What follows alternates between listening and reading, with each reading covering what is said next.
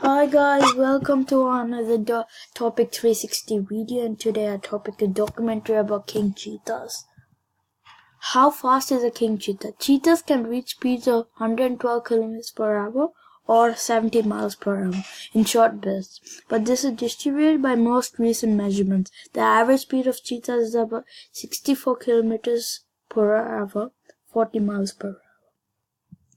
How much does it eat per day? Cheetahs eat gazelles, wild-beasts, cows, impales, and smaller hoofed animals. So you would think it would eat a lot of food a day. Actually, cheetahs eat about 6.2 pounds of meat a day.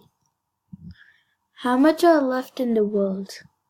Through their habitat once spanned Africa and Asia, it's estimated that the cheetah population has declined more than 90% over the past century. There are now only 7,000 to 10,000 cheetahs left in the wild, according to National.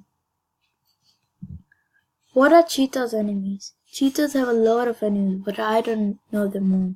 Some of their enemies are lions, leopard and hyenas, vultures and also jackals, and some wild dogs.